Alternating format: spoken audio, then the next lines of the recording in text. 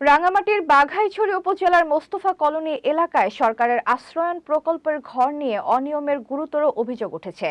আশ্রয়ন প্রকল্পের অধীনে সুবিধাভোগীদের জন্য নির্মিত দুইটি সরকারি ঘর অবৈধভাবে 4 লাখ টাকায় কেনাবেচা হয়েছে।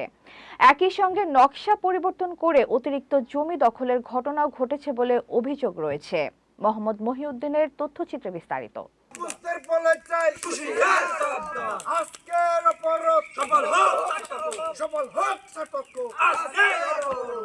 বাঘাইছড়ি উপজেলা নির্বাহী অফিসার আমেনা মারজান মুঠোফোনে জানান, অভিযোগের বিষয়ে এরই মধ্যে তদন্ত শুরু হয়েছে।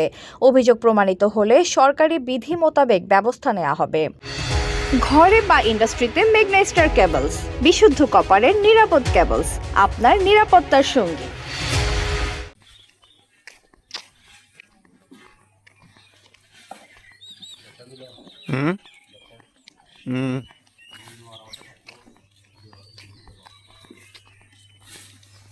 সরেজমিনে গিয়ে দেখা যায়, ভূমিহীন ও অসহায় পরিবারের পুনর্বাসনের জন্য নির্মিত এসব ঘর কিছু অসাধু ব্যক্তি অর্থের বিনিময়ে অন্যদের কাছে বিক্রি করে দিচ্ছেন।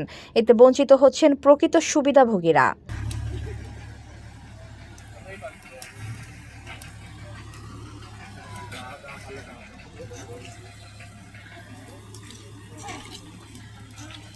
এছাড়াও অভিযোগ রয়েছে, অনেকেই মূল নকশা উপেক্ষা করে ঘরের আকার আকৃতি পরিবর্তন করেছেন এবং আশপাশের খালি জায়গা দখল করে নিজেদের দখলে নিচ্ছেন।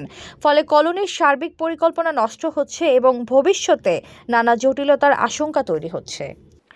এতক্ষণ আপনাদের সাথে ছিলাম তামান্না ইসলাম তন্নি। প্রতিদিনের নিউজ আপডেট পেতে আমাদের সাথেই থাকুন।